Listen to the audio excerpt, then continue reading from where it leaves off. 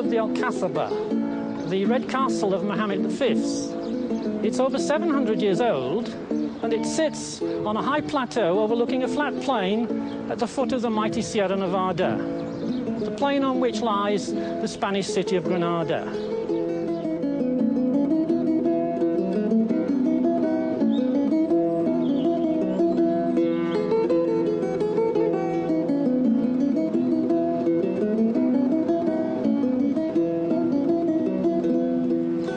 Over there are the magnificent royal palaces of the Moorish kings. This entire area is famed throughout the world, and it's known as the Alhambra. Now, our interest in the Alhambra comes from the elaborate decorations which are found on the internal walls of the palaces.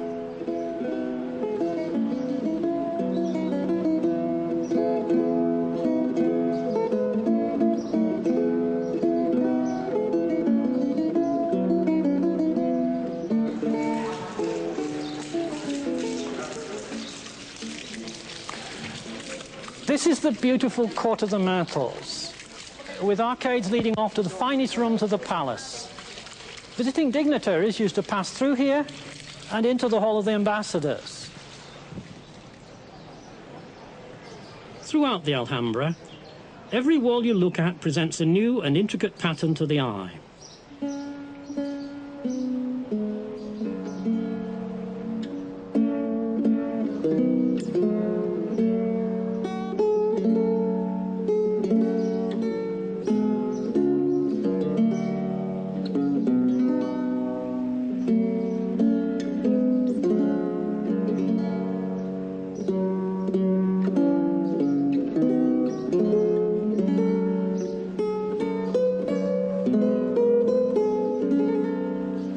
Every ceiling is covered as well.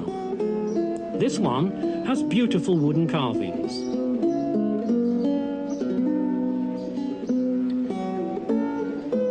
Many of the patterns are of breathtaking complexity. Just imagine the task of building up this elaborate mosaic.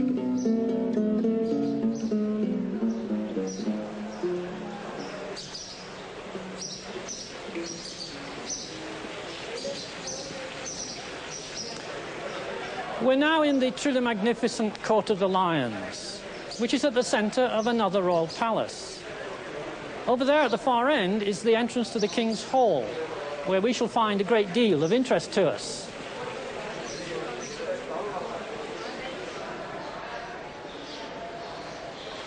There are a dozen or more different patterns in the King's Hall. The carved plasterwork is particularly spectacular.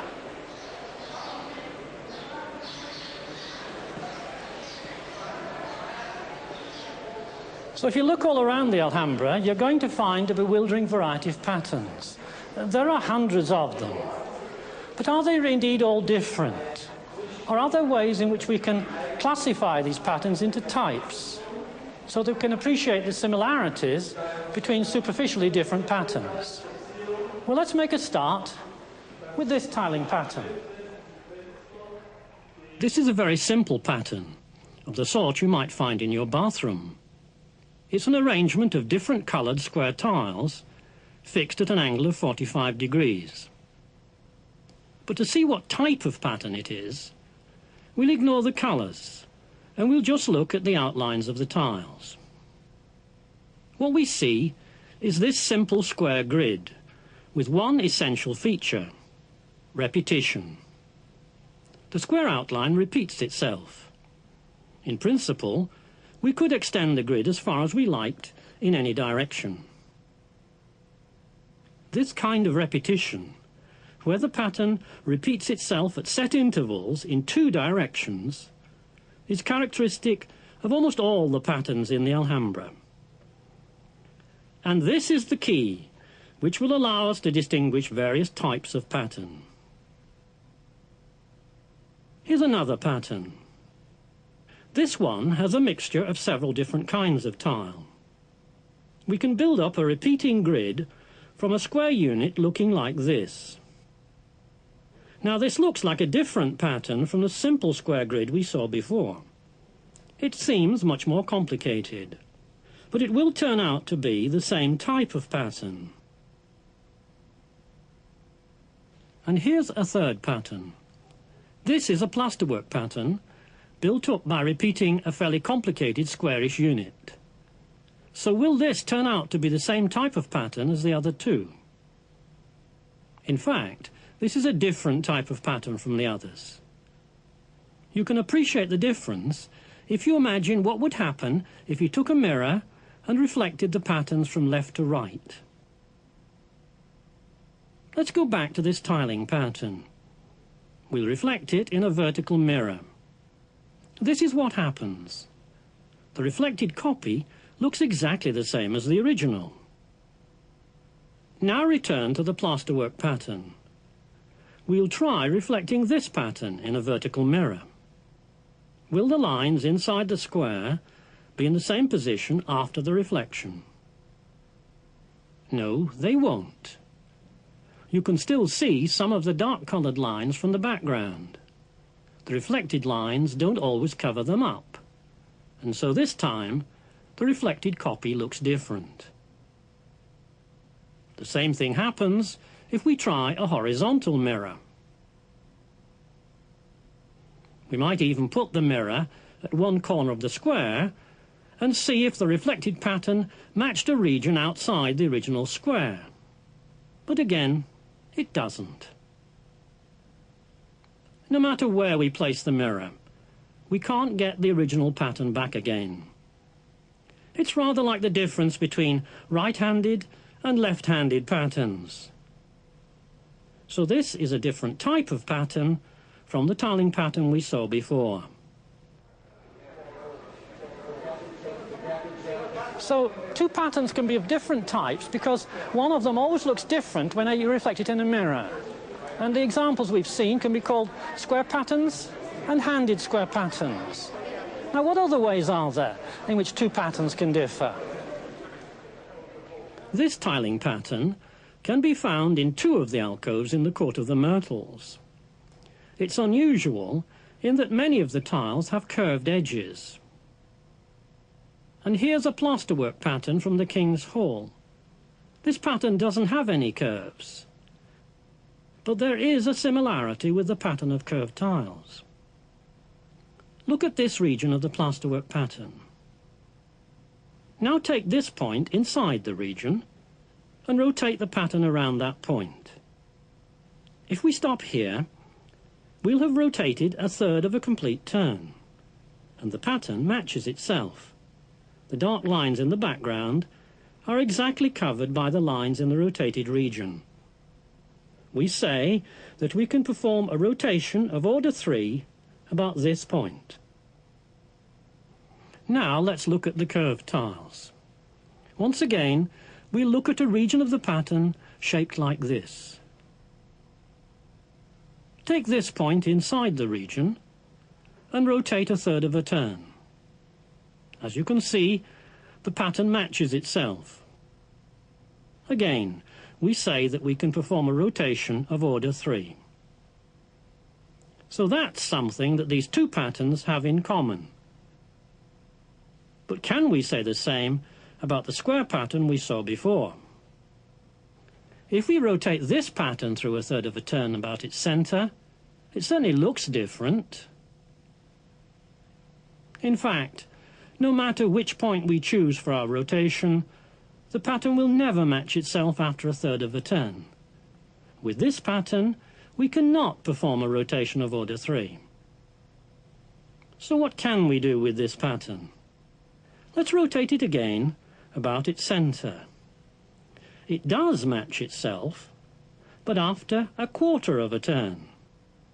In other words, we can perform a rotation of order 4 about this point.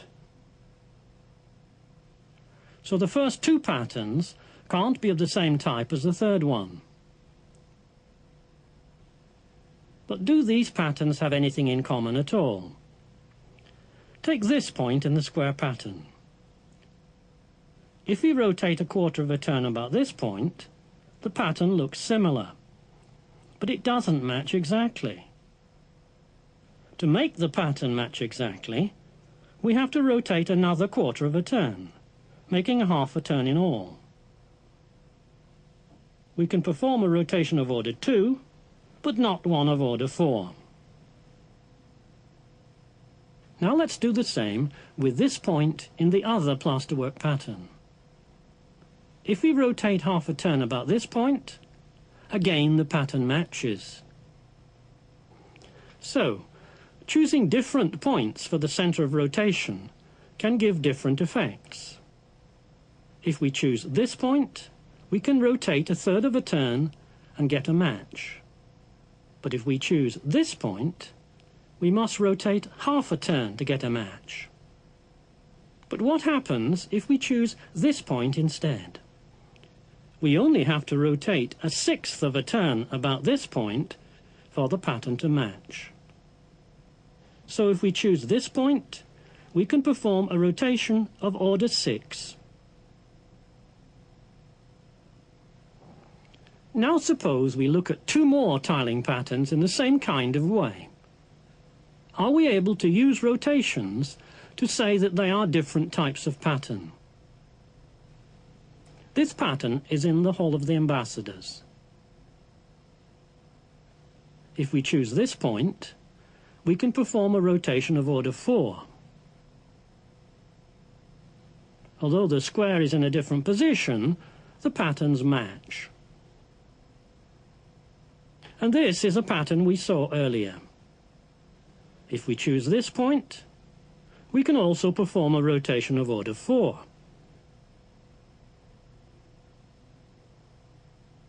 So are these 2 patterns of the same type? No, they're not. With this pattern, we found the rotation of order 4 about the center of a large octagon. But if we choose a point at the center of a small white square, we can find another rotation of order 4. With this pattern, we can perform rotations of order 4 about 2 essentially different points. But in this other pattern, we can't find a different rotation of order 4. Each such rotation is about the center of a 4-pointed star. And so, these 2 patterns must be of different types. So we've now found ways of distinguishing types of pattern by rotation. We can have rotations of order 2, 3, 4 or 6, which leave a pattern looking the same. But what about order 5?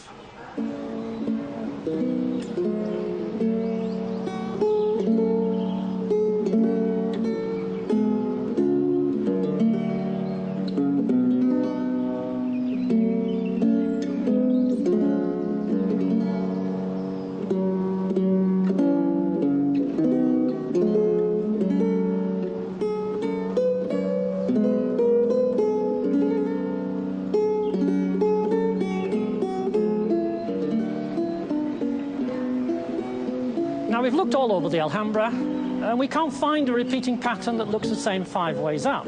Is it possible this is something they missed? Well, we can't find anything that looks the same 7 ways up either. But just look now at this pattern.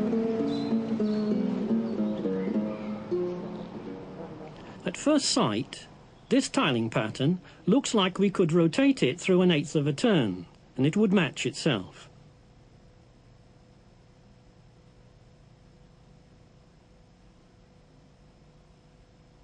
But now look at a larger region. If we rotate this region through 1/8 of a turn, it doesn't quite match. To see that, look at the part of the pattern we've marked in green. The rotated tile is larger than the green background tile. In fact, this pattern only looks the same 4 ways up. And that's not a coincidence.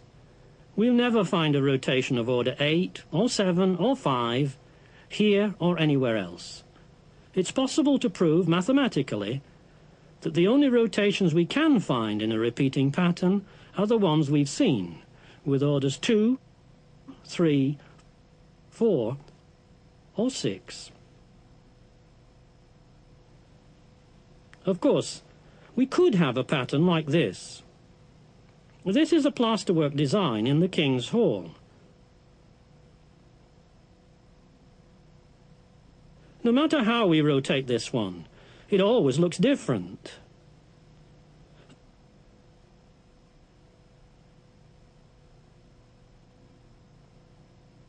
And so this is yet another different type of pattern. The same is true of this carved pattern from the Hall of the Ambassadors. If we rotate it, it looks different. But could both these patterns be of the same type? Take the first one. If we reflect it in a mirror, it still looks the same. What about the second one? If we reflect this one in a mirror, look at the crossings. They seem to be the other way round. This second pattern is handed, so it can't be the same type as the first one. But there is something interesting we can do to this second pattern. Let's put a mirror here and reflect it. The pattern doesn't match. But then if we move it along, it does match. And so this second pattern looks the same after this more complicated movement, reflecting and then moving it along the line of reflection. We've now discovered various ways of distinguishing between different types of pattern, looking to see if you can reflect them or not, perhaps involving moving them along at the same time, looking for rotations of orders 2, 3, 4, or 6 about different points. Now, you can certainly have some combinations of these properties, but not all combinations are possible. You'll look in vain for any pattern which exhibits a rotation of order 3, say, about one point, and a rotation of order 4 about another. So, in fact, there turns out to be a limited number of different types of pattern. If we classify types by the operations that can be performed while still maintaining the appearance of the pattern, it's possible to show that there are just 17 different types of repeating pattern. And we've seen many of these types in the Alhambra. For instance, take this pattern we looked at before. We can perform a rotation of order 4 about this point, a rotation of order 2 about this point,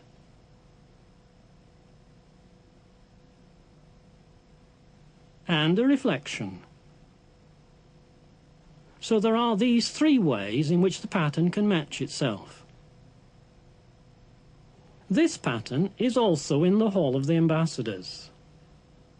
We can find a rotation of order 4 about this point, a rotation of order 2 about this point,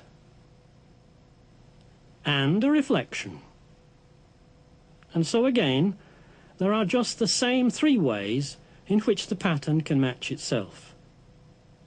In fact, these 2 patterns belong to the same type.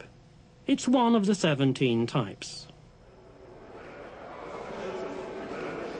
Now, when we've been looking at the types of pattern created by the tilings here in the Alhambra, we've deliberately ignored the fact that most of the tiles are coloured. Now, of course, the colouring adds to the beauty of the decoration, and if you take it into account, it can modify the type of the pattern. But it can also produce another kind of effect. Just look now at the tiles in this small alcove. When you look at this design, you'll probably see the pattern made by the small black tiles. Each black tile is shaped like an aeroplane wing. But if you keep looking, you'll notice that the gaps, the white tiles, have exactly the same shape. Each white tile is also shaped like a wing. The white pattern is just like the black pattern. And if you're interested in modern art, you may have seen something like this before. This is part of a woodcut called Day and Night by the Dutch artist Moritz Escher. There's obviously a similarity to what we've just been looking at, but it's much more than that. Escher himself travelled to the Alhambra in 1936. It was his second visit, and he spent many days studying the patterns. A sketch from one of his notebooks shows how this idea of matching black and white patterns gave him a vision of interlocking birds. And 2 years later, he was able to use this idea to create the mirror image landscapes of day and night.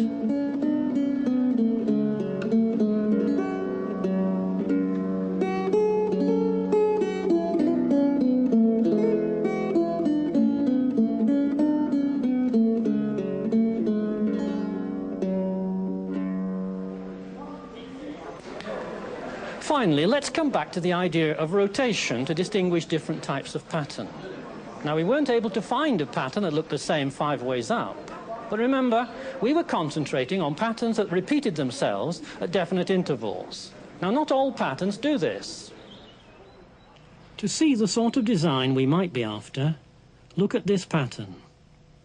It's built up from these 4 basic tiles. Now, this could be the pattern we want. If you rotate it 1/5 of a turn, it seems to match. It seems as though we can perform a rotation of order 5. But is this a design of the type we're considering? If it is, there should be a repetition. Let's see if we can find one. This very nearly matches the original area, but if we examine it closely, it's not quite the same. And as you go further afield, the rotation of order 5 no longer matches exactly. In fact, this is a pattern that doesn't repeat. It was discovered in the 1970s by the English mathematician Roger Penrose, and it's one of several non-repeating tiling patterns that can be found. So although there are regions where we can perform a rotation of order 5 on this pattern, we can't include it in our classification. Of course, the Alhambra has many more wonders than we've been able to show you.